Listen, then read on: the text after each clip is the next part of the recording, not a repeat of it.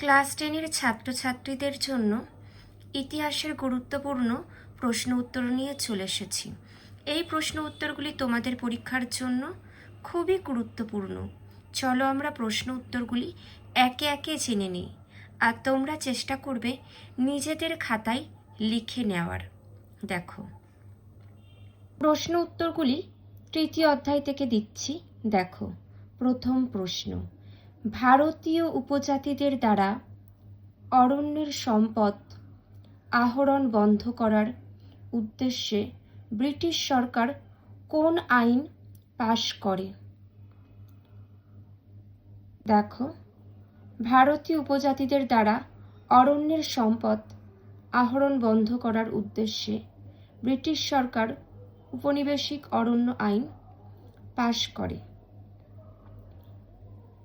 পরবর্তী প্রশ্ন, ভারতের ব্রিটিশ সরকার প্রথম কোন পদক্ষেপের দ্বারা অরণ্যের ওপর নিয়ন্ত্রণ বৃদ্ধি করে? জাস্ট দেখে নাও এটা।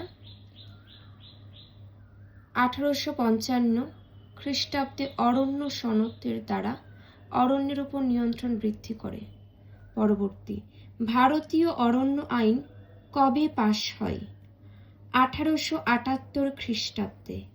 নেক্সট, সরকার কোন আইনের দ্বারা অরণ্যকে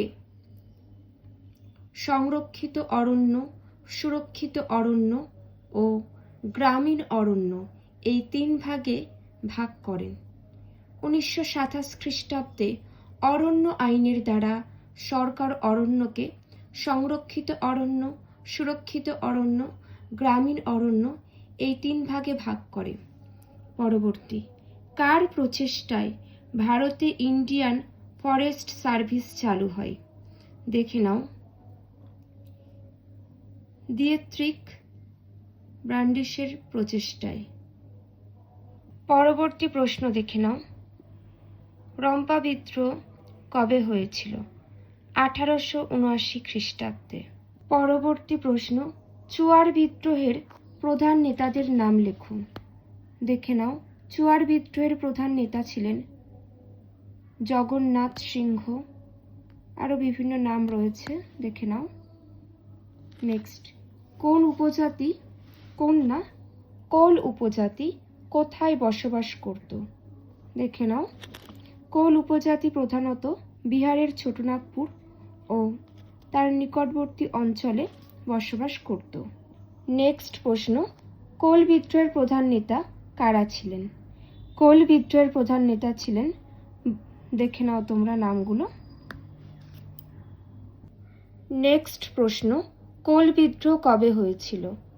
1831 থেকে 32 খ্রিস্টাব্দে কোল বিদ্রোহ সংঘটিত হয়েছিল। পরবর্তী, কেনারাম নামে বাটখারা কি কাজে ব্যবহার করা হতো? কেনারাম নামে বাটখারা সাঁওতালদের কাছ থেকে পণ্য কেনার জন্য ব্যবহার করা হতো। পরবর্তী, বেচারাম নামে বাটখারা কি কাজে ব্যবহৃত হতো? বেচারাম নামে বাটখারা সাঁওতালদের কাছে পণ্য বিক্রয়ের জন্য ব্যবহার করা হতো। মনে রাখবে, কেনারাম নামে বাটখারা সাঁওতালদের কাছ থেকে পণ্য কেনার জন্য ব্যবহার করা হতো, আর বেচারাম নামে বাটখারা কি কাজে ব্যবহৃত হতো? সাঁওতালদের কাছ থেকে পণ্য বিক্রয়ের জন্য ব্যবহার করা হতো বেচারাম বাটখারা। পরবর্তী, সাঁওতাল বিদ্রোহ কবে হয়েছিল? খুবই গুরুত্বপূর্ণ একটা প্রশ্ন। 1855 খ্রিস্টাব্দে। পরের প্রশ্ন, চাঁদ কোন বিদ্রোহের নেতা ছিলেন? চাঁদ সাঁওতাল বিদ্রোহের নেতা ছিলেন। নেক্সট, এটা খুবই গুরুত্বপূর্ণ প্রশ্ন। উলঘুলান বলতে কি বোঝায়? উলঘুলান বলতে ভয়ঙ্কর বিশৃঙ্খলা বা প্রবল বিক্ষোভকে বোঝায়। নেক্সট প্রশ্ন, মহাজনরা সাঁওতালদের কিভাবে শোষণ করত? সাঁওতালরা নগদে রাজস্ব পরিশোধের জন্য মহাজনদের কাছে 50% থেকে 500% পর্যন্ত সুদে ঋণ নিতে বাধ্য হতো। পরবর্তী, কাদের বিরুদ্ধে সাঁওতাল বিদ্রোহ শুরু হয়? ব্রিটিশ সরকার এবং তাদের সহযোগী জমিদার ও মহাজনদের বিরুদ্ধে সাঁওতালদের সশস্ত্র বিদ্রোহ শুরু হয়। পরবর্তী, সাঁওতাল বিদ্রোহে কারা নেতৃত্ব দেন? সাঁওতাল বিদ্রোহে সিধু ও কানু নামে দুই ভাই চাঁদ ভৈরব, বীর সিং, কালো প্রামাণিক প্রমুখ নেতৃত্ব দেন। পরবর্তী প্রশ্ন দেখো, মুন্ডা বিদ্রোহের প্রধান নেতা কে ছিলেন? মুন্ডা বিদ্রোহের প্রধান নেতা ছিলেন বিরসা মুন্ডা। নেক্সট, বিরসা মুন্ডা কোথায় জন্মগ্রহণ করেন? বিরসা মুন্ডা রাঁচি জেলার উলিহাত গ্রামে, দেখে নাও, 1875 খ্রিস্টাব্দে জন্মগ্রহণ করেন। নেক্সট, কে নিজেকে আধ্যাত্মিক শক্তির অধিকারী ধরতি আবা বলে ঘোষণা করেন? বিরসা মুন্ডা নিজেকে আধ্যাত্মিক শক্তির অধিকারী ধরতি আবা বলে ঘোষণা করেন। পরবর্তী, বিরসা মুন্ডার উপাস্য দেবতা কি ছিলেন? কে ছিলেন? বিরসা মুন্ডার উপাস্য দেবতা ছিলেন সিং বঙ্গা অর্থাৎ সূর্য দেবতা। নেক্সট প্রশ্ন, আদিবাসীরা কাদের দিকু বলতো? আদিবাসীরা বহিরাগত জমিদার, মহাজন, ব্যবসায়ী প্রমুখকে দিকু বলতো। বহিরাগত জমিদার, মহাজন, ব্যবসায়ী প্রমুখকে দিকু বলতো। নেক্সট, দামিনী কোহের অর্থ কি? দামিনী কোহ কথার অর্থ পাহাড়ের প্রান্ত দেশ। পরবর্তী প্রশ্ন দেখে নাও, খুবই গুরুত্বপূর্ণ। ভারতে প্রথম অরণ্য আইন পাস হয়। ভারতে প্রথম অরণ্য আইন পাস হয়। এটির উত্তর 1865 খ্রিস্টাব্দ। পরবর্তী, বিপ্লব শব্দের অর্থ হল আমূল পরিবর্তন। নেক্সট, বিদ্রোহ বলতে বোঝায় প্রতিষ্ঠিত ব্যবস্থার বিরুদ্ধাচরণ। পরবর্তী, মেদিনীপুরের লক্ষ্মীবাঈ নামে পরিচিত ছিলেন রানী শিরোমণি। নেক্সট, চুয়ার বিদ্রোহ সংঘটিত হয়েছিল মেদিনীপুরে। পরবর্তী প্রশ্ন, 1768 খ্রিস্টাব্দে চুয়ার বিদ্রোহের নেতা কে ছিলেন? দুর্জন সিং। নেক্সট, রংপুরের, দেখে নাও, ইজারাদার ছিলেন দেবী সিংহ। নেক্সট, রংপুর বিদ্রোহের নেতা ছিলেন, দেখে নাও, নুরুল উদ্দিন। পরবর্তী, কোল বিদ্রোহ 1831 থেকে 32 অনুষ্ঠিত হয়েছিল ছোটনাগপুরে। নেক্সট, কোল বিদ্রোহের সূচনা হয় 1831 খ্রিস্টাব্দে। পরবর্তী, দামিনী কোহতে বসবাস করত সাঁওতালরা। নেক্সট, খুবই গুরুত্বপূর্ণ এটি, সিধু ও কানু কোন বিদ্রোহের নেতা ছিলেন? সাঁওতাল বিদ্রোহের। নেক্সট, দিকু কথার অর্থ কি? বহিরাগত ব্যবসায়ী। এটা খুবই গুরুত্বপূর্ণ প্রশ্ন। পরের প্রশ্ন, সাঁওতালদের বিদ্রোহ কি নামে পরিচিত? হুল। নেক্সট, সাঁওতাল বিদ্রোহ শুরু হয়েছিল 1855 খ্রিস্টাব্দে। পরের প্রশ্ন, কেনারাম ও বেচারাম নামে বাটখারা ব্যবহার করত ব্যবসায়ীরা। নেক্সট, সাঁওতাল বিদ্রোহ ছিল ভারতের প্রথম মুক্তি সংগ্রাম, বলেছেন নরহরি কবিরাজ। নেক্সট, হুল শব্দের অর্থ বিদ্রোহ। পরেরটা, মুন্ডা বিদ্রোহ কি নামে পরিচিত? উলঘুলান। নেক্সট, মুন্ডা বিদ্রোহের সূচনা হয় 1899 খ্রিস্টাব্দে।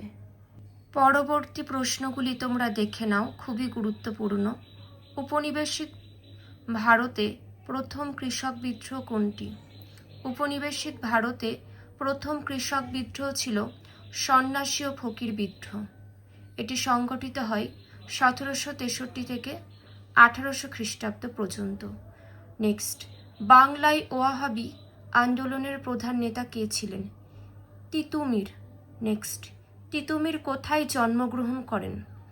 তিতুমির 24 পরগনা জেলার বাদুড়িয়া থানার হায়দারপুর গ্রামে জন্মগ্রহণ করেন। নেক্সট, ফরাজি আন্দোলনের প্রতিষ্ঠাতা কে ছিলেন? দেখে নাও, শরীয়ত উল্লাহ। নেক্সট, টিপু শাহ কোন আন্দোলনের নেতা ছিলেন? দেখে নাও, পাগলপন্থী আন্দোলনের নেতা ছিলেন। পরবর্তী প্রশ্ন, তিতুমিরের অনুগামীরা নিজেদের কি নামে অভিহিত করতেন? দেখে নাও। নেক্সট, কোন কোন অঞ্চলে সন্ন্যাসী ও ফকির বিদ্রোহের পসরা ঘটে? বাংলার নাটোর, রংপুর, জলপাইগুড়ি, মেদিনীপুর, বীরভূম প্রভৃতি জেলায় সন্ন্যাসী ও ফকির বিদ্রোহের প্রসার ঘটে। পরবর্তী প্রশ্ন, ভারতের ওয়াহাবি আন্দোলনের প্রকৃত প্রতিষ্ঠাতা কে ছিলেন? ভারতের ওয়াহাবি আন্দোলনের প্রকৃত প্রতিষ্ঠাতা ছিলেন উত্তরপ্রদেশের রায়বেরিলির বাসিন্দা সৈয়দ আহমেদ। দেখে নাও।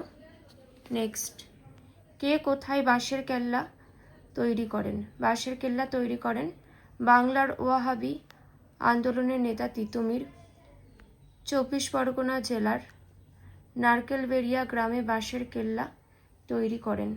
পরবর্তী 17 প্রশ্নটাও দেখে নাও ভালো করে, এর উত্তরও। নেক্সট, ফরাজি আন্দোলন কি? এটাও দেখে নাও। ইসলাম ধর্ম সংস্কারের উদ্দেশ্যে হাজী শরীয়ত উল্লাহের নেতৃত্বে 19 শতকে বাংলায় যে আন্দোলন গড়ে ওঠে তা ফরাজি আন্দোলন নামে পরিচিত। পরবর্তী প্রশ্নগুলি দেখে নাও। সন্ন্যাসী ফকির বিদ্রোহের অন্যতম নেতা ছিলেন দেবী চৌধুরী রানী।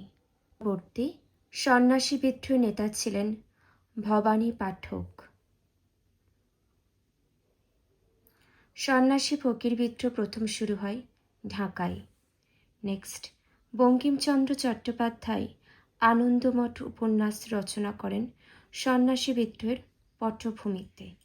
নেক্সট, দেবী চৌধুরী রানী রচনা করেন বঙ্কিমচন্দ্র চট্টোপাধ্যায়। পরবর্তী প্রশ্ন খুবই গুরুত্বপূর্ণ, তিতুমিরের প্রকৃত নাম কি? মীর নিসার আলী। মীর নিসার আলী। নেক্সট, বাঁশের কেল্লা তৈরি হয়েছিল নারকেলবেড়িয়া গ্রামে। পরবর্তী প্রশ্ন, বারাসাত বিদ্রোহে নেতৃত্ব দেন তিতুমির। নেক্সট, পাগলপন্থী বিদ্রোহের নেতা ছিলেন করিম শাহ। পরের প্রশ্ন, পাগলপন্থী বিদ্রোহ হয়েছিল দেখে নাও কোথায়? নেক্সট, ফরাজি কথার অর্থ হলো আল্লাহ কর্তৃক নির্দেশিত বাধ্যতামূলক কর্তব্য। পরবর্তী, ফরাজি আন্দোলনের সূচনা করেন দেখে নাও শরীয়ত উল্লাহ। পরবর্তী গুরুত্বপূর্ণ প্রশ্নগুলো দেখো। কোন সংবাদপত্রের সম্পাদক নীল চাষিদের সবচেয়ে বেশি সহায়তা করেছিলেন? হিন্দু প্যাট্রিয়ট পত্রিকার সম্পাদক হরিশচন্দ্র মুখোপাধ্যায় নীল চাষিদের সবচেয়ে বেশি সহায়তা করেছিলেন। পরবর্তী প্রশ্ন, কে বিশ্বে ডাকাত নামে পরিচিত? নীল বিদ্রোহের নেতা বিশ্বনাথ সর্দার বিশ্বে ডাকাত নামে পরিচিত। নেক্সট, কবে কাদের মধ্যে পলাশির যুদ্ধ সংঘটিত হয়? 1757 খ্রিস্টাব্দে বাংলার নবাব সিরাজউদ্দৌলা ও ইংরেজ ইস্ট ইন্ডিয়া কোম্পানির সেনাপতি রবার্ট ক্লাইভের মধ্যে পলাশির যুদ্ধ সংঘটিত হয়। পরেরটা, কবে কাদের মধ্যে বক্সারের যুদ্ধ হয়? 1764 খ্রিস্টাব্দে বাংলার নবাব মীর কাসিম ও ইস্ট ইন্ডিয়া কোম্পানির সেনাপতি রবার্ট ক্লাইভের মধ্যে বক্সারের যুদ্ধ সংঘটিত হয়। 1764 খ্রিস্টাব্দে বাংলার নবাব মীর কাসিম ও ইস্ট ইন্ডিয়া কোম্পানির সেনাপতি রবার্ট ক্লাইভের মধ্যে বক্সারের যুদ্ধ সংঘটিত হয়। পরের প্রশ্ন খুবই গুরুত্বপূর্ণ, দেখে নাও। কারা কবে প্রথম নীল বিদ্রোহের সূচনা করেন? দেখে নাও উত্তরটি। নদিয়ার কৃষ্ণনগরের চৌগাছা গ্রামে দিগম্বর বিশ্বাস ও বিষ্ণুচরণ বিশ্বাস 1859 খ্রিস্টাব্দে চাষিদের ঐক্যবদ্ধ করে নীল চাষ বয়কটের মাধ্যমে নীল বিদ্রোহের সূচনা করেন। প্রিয় ছাত্রছাত্রীরা, যে প্রশ্ন উত্তরগুলি আলোচনা করলাম প্রত্যেকটাই খুব গুরুত্বপূর্ণ, আর এমন গুরুত্বপূর্ণ তথ্য জানার জন্য চ্যানেলটিকে সাবস্ক্রাইব করে সকলে পাশে থেকো। আর কারোর কোনো মন্তব্য থাকলে জানিও। আজ এতটুকুই।